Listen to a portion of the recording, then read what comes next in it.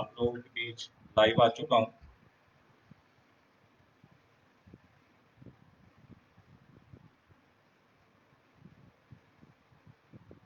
राजेश जी को नमस्कार।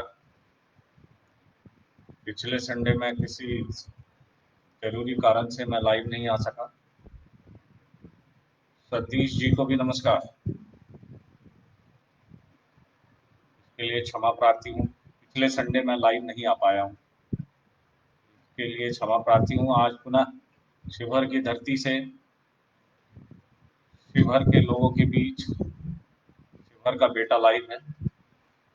आप जल्दी से जल्दी जुड़ जाएं और ज़्यादा से ज़्यादा इसको शेयर करें।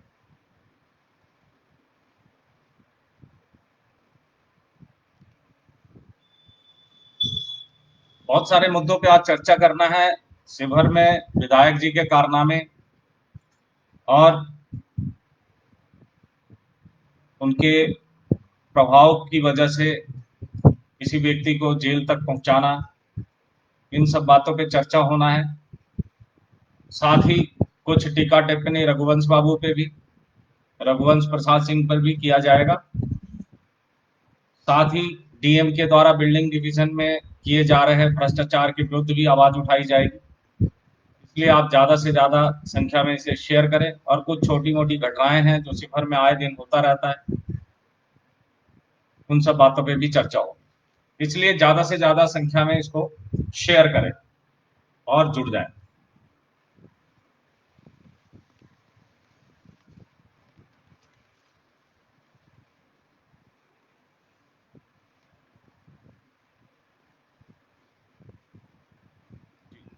तो मैं शुरू करता हूँ। बागमती मैया को प्रणाम। बाबा भुवनेश्वर नाथ महाराज की जयकारा हो। और सबसे पहले मैं आपको एक बात बताना चाहूंगा कि 18/5/2020 को मैंने एक आरटीआई लगाया था समाहरणालय में, और 2005 से अब तक विधायक फंड के का हुए इस्तेमाल का ब्यौरा मांगा था।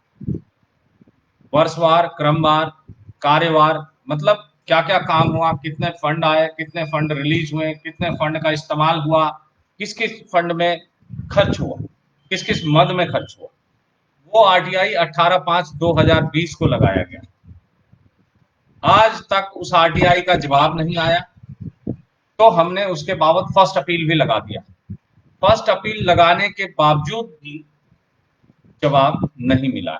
अब हमें आखिरी रास्ता, सेकंड आखिरी नहीं, एक रास्ता और आगे का रास्ता इख्तियार करना पड़ेगा। सेकंड अपील लगाना होगा। जवाब तो हम लेके रहेंगे। मैं इस बात की चर्चा क्यों कर रहा हूं? ये कुछ उस प्रसंग से मिली जुली बात है जो घटना परसों घटी है। तारीख 18 तारीख की रात की घटना से जुड़ी हुई बात है, इसलिए मैं इसकी चर्चा कर। 18 तारीख को जब विधायक जी से सवाल पूछा गया, विधायक जी के खिलाफ आवाज बुलंद किया गया, जो कि हो रहा है, पूरे जिला में हो रहा है, आप देख रहे हैं आए दिन। विधायक जी ने 10 साल शिवहर को लूटा है, दोनों हाथों से लूटा है, और भाइयों के हाथ को मिला के 8 हाथ बन गए हैं। और भी इनके चमचे, दलाल, ये सब मिलके कई हाथों से लूटे जा रहे हैं शिवहर। लूट लूट के इन्होंने अपना घर सजा लिया, अपना घर भर लिया, और उसी पैसे के घमंड से ये बैठे हैं कि उसी जो पैसे इन्होंने लूट के कमाया है इन 10 सालों में, उसी पैसे के बदौलत ये दोबारा इलेक्शन जीत लेंगे। विरोध होना स्वाभाविक है। जब आप जनता के पैसे को लूटेंगे तो जनता आवाज उठाएगी, और जब जनता की आवाज को आप नहीं सुन रहे हैं, उसके बावजूद भी दबाने की कोशिश करेंगे, तो जनता विरोध का रुख इख्तियार करेगी। और अगर आपके विरुद्ध जयकारा या आपके विरुद्ध नारे लगाए गए, विधायक मुर्दाबाद, तो गलत कौन सी बात है? ये तो लोकतंत्र में हर एक व्यक्ति का अधिकार है कि अगर कोई भी नेता या कोई भी पदाधिकारी गलत काम कर रहा है तो उसके बीच विरुद्ध हमेशा आवाज उठाई जाती रही है और आगे भी उठाया जाता रहेगा जब तक ये लोकतंत्र जीवित है। और वो भी बिहार की धरती, जो लोकतंत्र की जनक मानी जाती है, वैशाली से ही लोकतंत्र का शुरुआत हुआ था और इसी धरती पे आप लोकतंत्र को फूंक देना चाहते हैं, इसी धरती पे आप लोकतंत्र को जला देना चाहते हैं। ऐसा संभव नहीं हो सकता। तो मिसौड़ा में जो घटना घटी, वो घटना जायज होना था और ऐसा कोई भी उसमें प्रमाण नहीं है कि विधायक जी के ऊपर, अभी मेरे पास ये एफआईआर की कॉपी है, जो एफआईआर 211/20 पिपराड़ी थाना में दर्ज हुआ है। इसमें जो एफआईआर दर्ज हुआ है, ये एफआईआर विधायक के ड्राइवर के शिकायत पे दर्ज हुआ है। विधायक ने नहीं शिकायत किया, विधायक ने इस्तेमाल किया अपने ड्राइवर को। अगर आपके खिलाफ कुछ वारदात हुआ, इसमें जो धाराएं अभी मैं बताऊंगा, जो धाराएं लगी हैं इसके अंदर, मैं बताऊंगा जिन व्यक्तियों का नाम है उसके अंदर, आप देखेंगे इस एफआईआर के अंदर ना तो कोई मेडिकल रिपोर्ट लगा, ना ही कोई फर्दनामा है, कोई इंजरी नहीं है, कोई घायल नहीं हुआ, बावजूद इसके इसमें 307 लगा दिया गया। बावजूद इसके इसमें कई ऐसी धाराएं लगा दी गई है जो कि नहीं लग सकती। 307 लगने का तो मतलब ही नहीं था। धारा 324 लगा दिया गया जिसके लगने का कोई मतलब नहीं था। पूरी रात लोगों के बीच दहशत का माहौल रहा मिसौड़ा गांव के अंदर। लोगों को रात में दरवाजा खटखटा के, तोड़ के, जबरदस्ती घुस घुस के पुलिस ने उठाया है। ये विधायक जी का प्रभाव है और विधायक जी के पैसे का प्रभाव है, जिसका असर मिसौड़ा गांव ने 18 तारीख की रात 11 बजे से लेके और 4 बजे तक देखा। तो क्या इसी तरह के भ्रष्ट विधायक आप हमेशा झेलते रहेंगे? और आवाज उठता है तो इसमें गलती क्या है? होना चाहिए। अब रही बात की वामिक की गिरफ्तारी की, तो मैं वामिक के गिरफ्तारी का विरोध करता हूं और उन सभी व्यक्तियों के गिरफ्तारी का विरोध करता हूं क्योंकि उनका आवाज उठाना जायज था। वामिक कहीं भी उस सीन में नहीं था, वामिक कहीं भी उस पिक्चर में नहीं था। जब उसे मैसेज दिया गया कि ऐसी कोई वारदात हुई है, तो वो उन व्यक्तियों को जो कि वहां से पकड़ के पुलिस द्वारा ले जाए जा चुके थे, उनके बचाव के लिए जब वो थाने पहुंचा, थाने में उसे गिरफ्तार कर लिया गया, उसका मोबाइल सीज कर लिया गया। ये है सच्ची घटना और ये है पूरी वारदात, जिसकी कॉपी मेरे पास है। मैं आपको ये बताना चाहता हूं कि राकेश सिभरी किसी भी गलत खिलाफ काम के खिलाफ हमेशा आवाज बुलंद करता रहा है, करता है और करता रहेगा। कोई भी निर्दोष व्यक्ति, चाहे वो किसी भी धर्म या जाति का हो, किसी भी मजहब से ताल्लुक रखता हो, किसी भी जाति से ताल्लुक रखता हो, उससे मतलब नहीं। अगर उसके साथ अन्याय होता है तो वो उसके साथ खड़ा है। हमसे भी झूठ बोला गया जब मैंने वामिक के बारे में पूछा कि वामिक इस समय कहाँ है, किसकी कस्टडी में है। वो गलत रिपोर्ट दी गई, अभी यहाँ है, अभी वहां। पूरी तैयारी थी इसे जुडिशियल कस्टडी में भेजने की और इसे आखिर में मधुबनी जुडिशियल कस्टडी में भेज ही दिया गया। बेल मिल जाएगा, बहुत बड़ी बात नहीं है, बेल मिल जाएगा, बेल लेके बाहर आ जाएगा। लेकिन इज्जत किसकी खराब हुई? लोकतंत्र की इज्जत खराब हुई, आपकी इज्जत खराब हुई, आप शिवहर वासियों की इज्जत खराब हुई। विधायक गलत काम किया, आवाज उठना चाहिए। मैं इस बात का समर्थक नहीं हूं हिंसा होनी चाहिए, हिंसा नहीं हो, विरोध जरूर हो, अहिंसक विरोध। विरोध का मतलब हिंसा नहीं, और हिंसा हुआ भी नहीं। बावजूद इसके पुलिस के मिलीभगत से लोगों को उठाया गया। आज हमने मुलाकात की है, उनके बड़े भाई भी मेरे पास आए थे और कई लोगों से मेरी बात हुई है। बेल के लिए हम लोग प्रयासरत हैं, हम गाइड करेंगे। अगर हमसे सलाह लेंगे, अगर वो मुझे निमंत्रित करते हैं तो मैं बहस में भी रहूंगा। मेरे कहने का मतलब ये है कि मैं अन्याय के खिलाफ लड़ने को हर हमेशा तैयार रहता हूं और भविष्य में भी रहूंगा। ये मेरा आपसे वादा है। दोस्तों, मैं ये कहना चाहता हूं, आप अहिंसक रूप में विरोध करें और इस विधायक को बदलने की जरूरत है।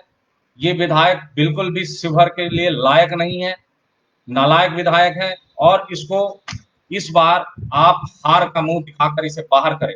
इसे एक घमंड है कि मैं पैसे के बदौलत वोट खरीद लूंगा, तो आपको भी ये दिखा देना है कि शिवहर की जनता बिकाऊ नहीं है, शिवहर की जनता बिकने नहीं जा रही है और शिवहर की जनता इस बार आपको हार का रास्ता दिखा के मानेगी। आप योग्य उम्मीदवार को चुनिए, ऐसे उम्मीदवार को चुनिए जो शिक्षित हो, जिसकी छवि साफ हो, जो ईमानदार हो, जो विधानसभा में जाके आपके हक और हुकूक के लिए आवाज उठाने की क्षमता रखता हो। आप ऐसे व्यक्ति से उम्मीद कर सकते हैं जो देख के नहीं पढ़ सकता, वो आपके लिए, आपके हकूक के लिए, आपके अधिकार के लिए विधानसभा में जाके बोलता भी होगा। जो देख के नहीं पढ़ सकता, जिसको सिग्नेचर करने में, अपने हस्ताक्षर करने में 10 मिनट लगता है, आप क्या ऐसे व्यक्ति से ये उम्मीद कर सकते हैं ये व्यक्ति जाएगा और विधानसभा में आपके लिए आवाज बुलंद करता होगा और आपके लिए आज तक कुछ मांग के लाता होगा? जी नहीं, ये एक व्यापारी है, ये व्यापारी है, लूट के व्यापारी बना है और आगे भी लूट के अपनी व्यवस्था को आगे बढ़ा रहा है। इस व्यवस्था को रोकने की जरूरत है, इसकी इस गाड़ी को पर ब्रेक लगाने की जरूरत है और ये ब्रेक आप हम सब मिलकर लगा सकते हैं। मैं वामिक की गिरफ्तारी का विरोध करता हूं और वामिक की रिहा के लिए दुआ करता हूं और वामिक की रिहा के लिए आप लोगों के समर्थन की गुजारिश करता हूं। वामिक नेक दिल इंसान है, सच्चा इंसान है, पढ़ा लिखा और शिक्षित इंसान है। मुझे ये विश्वास है कि ये व्यक्ति कभी भी शिवहर के लिए या शिवहर के किसी व्यक्ति के लिए गलत काम नहीं करेगा, ये लूट के नहीं खाएगा, इस बात का हमें भरोसा है। और यही वजह है कि मैं वामिक के रिलीज के लिए आप लोगों से समर्थन की गुजारिश करता हूं और ये चाहता हूं कि आप लोग आगे आए और इनके रिलीज में प्रोटेस्ट ना करें, अहिंसक ना हो।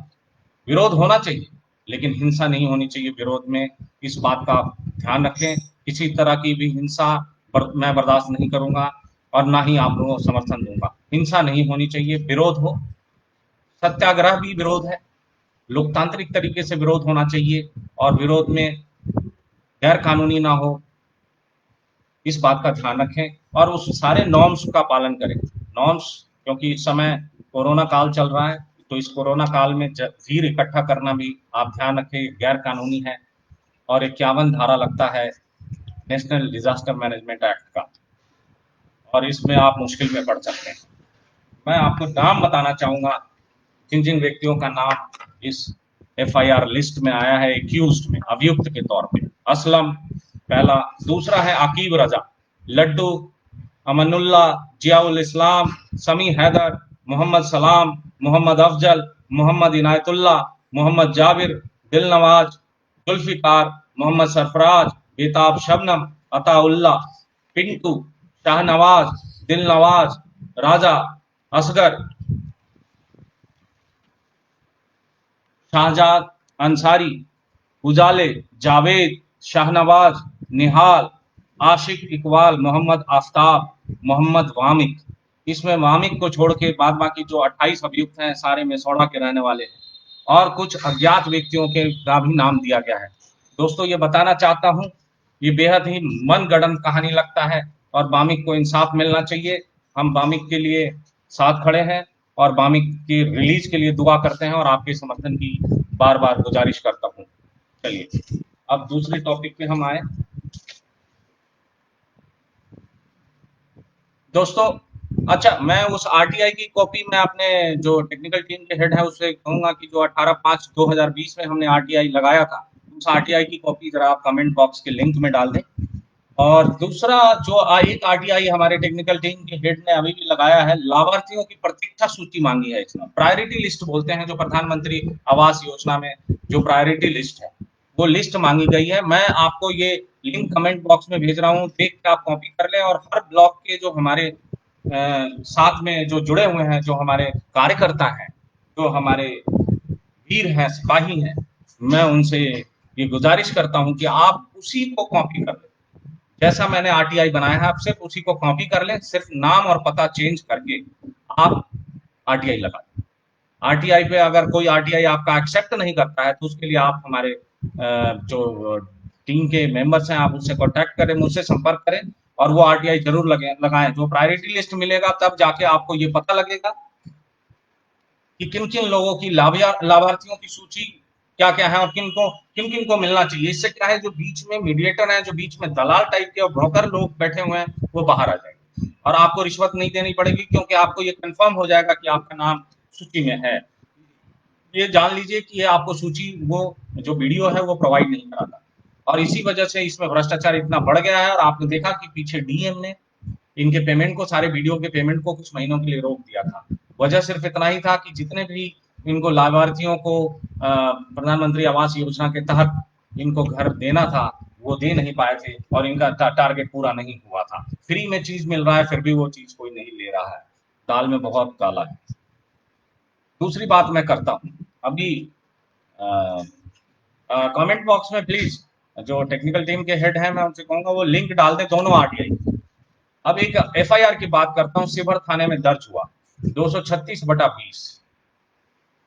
देखिए, उस एफआईआर में रागिनी कुमारी की एक हत्या दहेज लोभियों के द्वारा, उसके ही घर के लोगों के द्वारा कर दी गई, और बावजूद इसके अभी तक कोई गिरफ्तारी नहीं हुई। प्रशासन क्या कर रही है ये आपको मैं बताना चाहता हूं, इसलिए मैं कोट किया कि अभी तक गिरफ्तारी नहीं हुई। इसको लगभग महीना होने जा रहा है इस दहेज हत्याकांड को।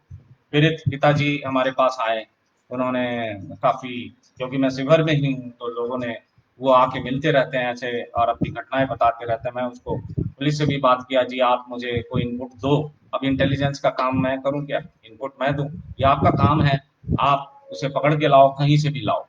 एक एफआईआर ये है 236/20। अच्छा, एक बात की और मैं चर्चा करना चाहूंगा, एक मेरे गांव में भी ऐसी घटना घटी है, एफआईआर 209/20 जो दर्ज हुआ है पिपराड़ी थाना में। उसमें एक व्यक्ति है राजकुमार, जो पानी में डूब के मर गया है, या उसे डुबा के मारा गया है, या उसकी हत्या की गई, या अपहरण की गई है, अभी तक पता नहीं है।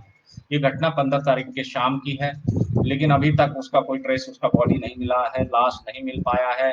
स्थिति काफी दयनीय हो चुकी है, लोग बाग काफी घबराए हुए हैं, जो उसके निकट संबंधी हैं वो काफी सहमे हुए हैं, और उनको ये पता नहीं चल रहा है कि आखिर हुआ क्या है।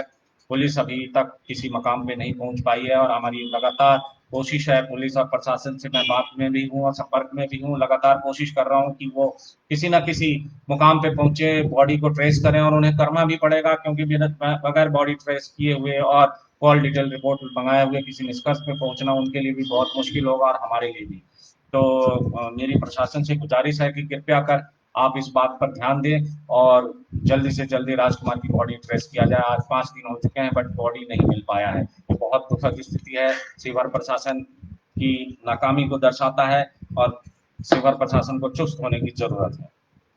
आइए मैं एक श्रद्धांजलि व्यक्त करता हूँ। ललुआ निवासी, जो अम्बा दक्षिणी पंचायत में है, ललुआ गांव, उसके निवासी पूर्व मुखिया नागेंद्र कुमार जी को मैं श्रद्धांजलि अर्पित करता हूँ। काफी काफी इज्जतदार और प्रसिद्ध व्यक्ति रहे हैं ये अपने एरिया में, और इनको सच्ची श्रद्धांजलि और श्रद्धांजलि सुमन मैं अर्पित करता हूँ। दोस्तों, आदर्श मध्य विद्यालय अशोकी की घटना और बदहाली, इसका भी मैंने फेसबुक पर एक पोस्ट अपलोड किया था। आपने देखा कि किस तरह अशोकी, आदर्श मध्य विद्यालय अशोकी जो कि पूर्णिया प्रखंड में पड़ता है, किस तरह बदतर हालात और जर्जर स्थिति में है। बावजूद इसके डीओ साहब जो है अपने अकड़ में रहते हैं, जो डीओ साहब है और डीपीओ साहब, उनको कोई शिक्षा व्यवस्था में सुधार से कोई मतलब नहीं है। वो जातीय समीकरण बनाने में बैठे हुए हैं और जातीय समीकरण को भुनाने में लगे हुए हैं। इस तरह के जाहिल लोग और इस तरह के बेकार और निकम्मे और भ्रष्टाचारी लोग आखिर प्रशासन में आ कैसे जाते हैं, किस स्थिति में और किस तरीके से इनको भर्ती किया जाता है।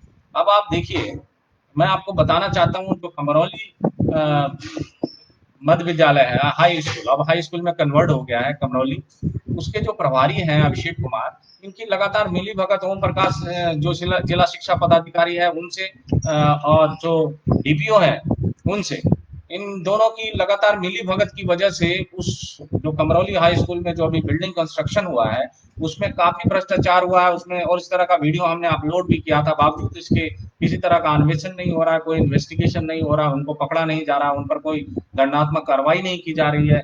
आफ्टर ऑल समीकरण क्या है इन सबके बीच, अभिषेक कुमार के बीच और ओम प्रकाश जो जिला शिक्षा पदाधिकारी हैं, और जो आपके डीपीओ हैं, डीपीओ का नाम मैं अभी भूल रहा हूँ, इस डीपीओ के वजह से, इन सब के मिली भगत की वजह से, और इनका प्रभाव आप शिक्षा पे देख ही रहे हैं कि किस तरह शिक्षा की स्थिति बद से बदतर दिनों दिन शिवहर में होता जा रहा है।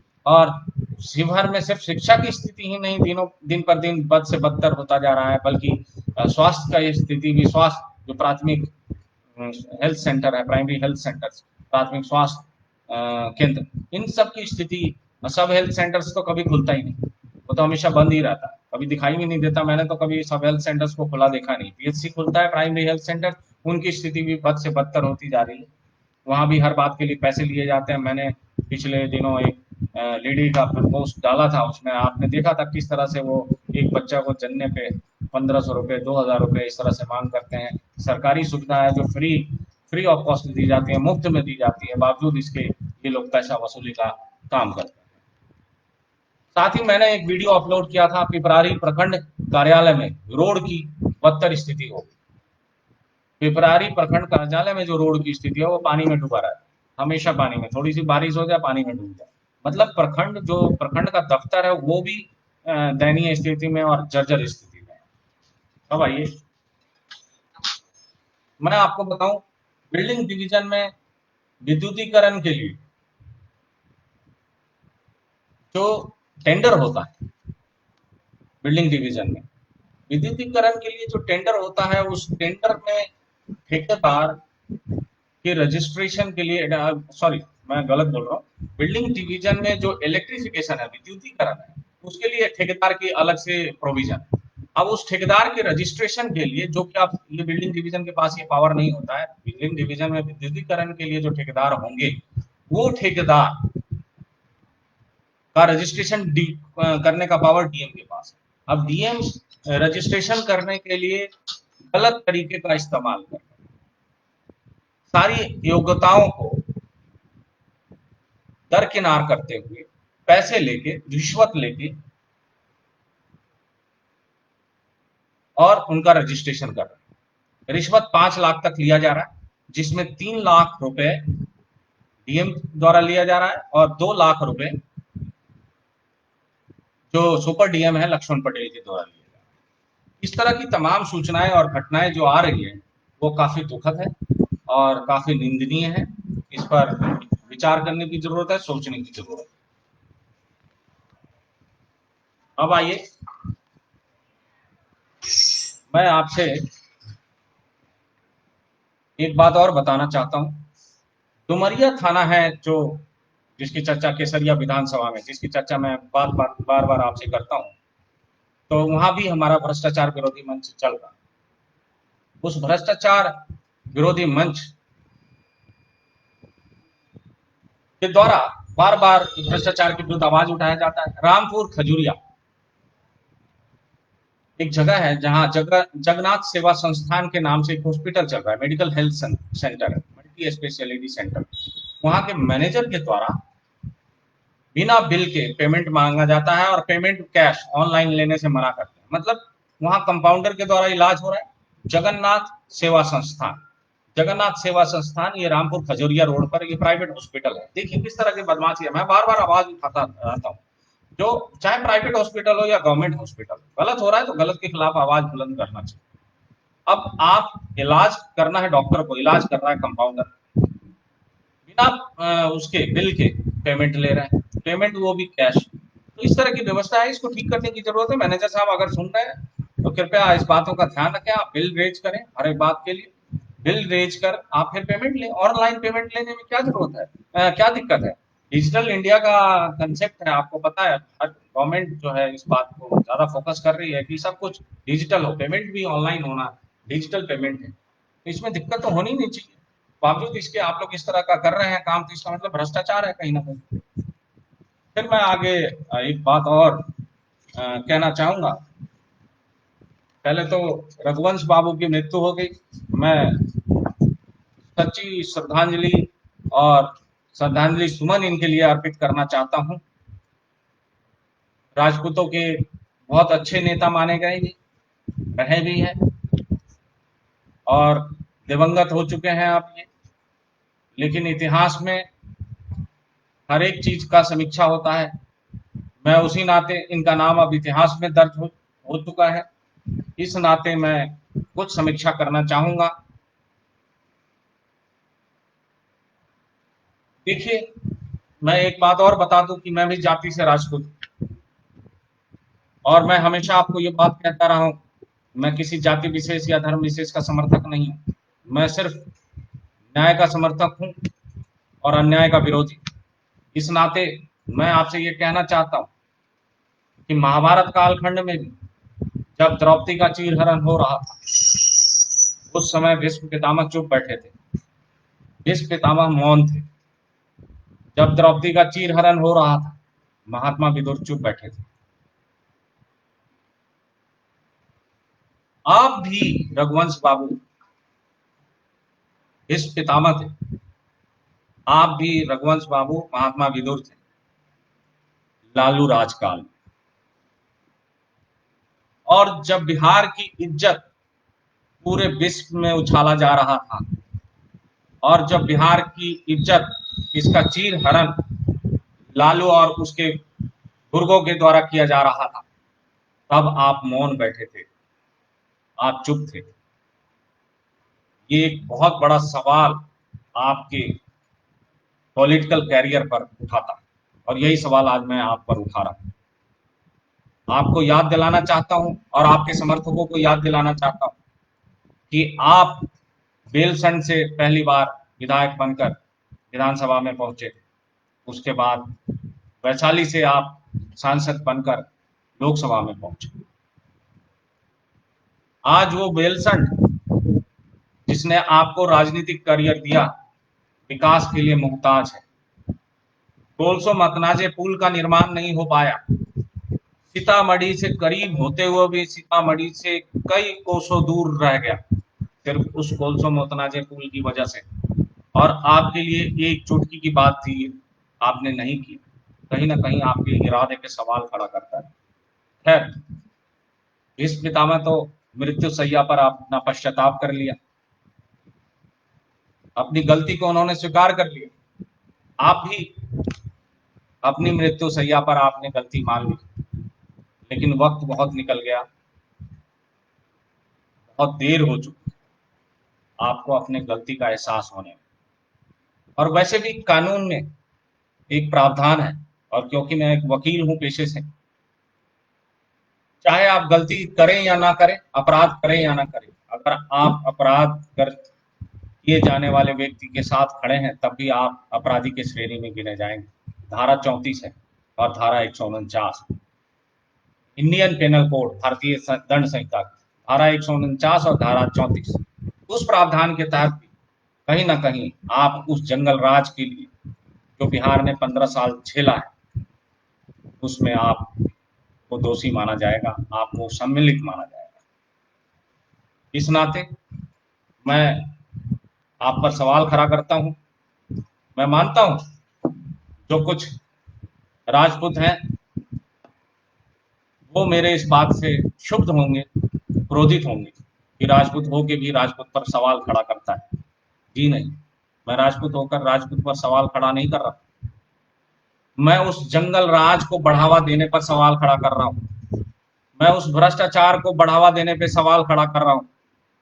जैसा कि मेरी स्वभाव है, जैसा मेरी प्रकृति, मैं सवाल खड़ा करता हूं और आगे भी करता रहूंगा, इस बात के लिए निश्चिंत रहे। खैर, इन सब बातों के साथ मैं पुनः एक बार आपको श्रद्धांजलि सुमन अर्पित करता हूं और अपनी बातों को पूर्ण विराम देना चाहता हूं और आपसे विदा लेना चाहता हूं। जय भारत, जय हिंद।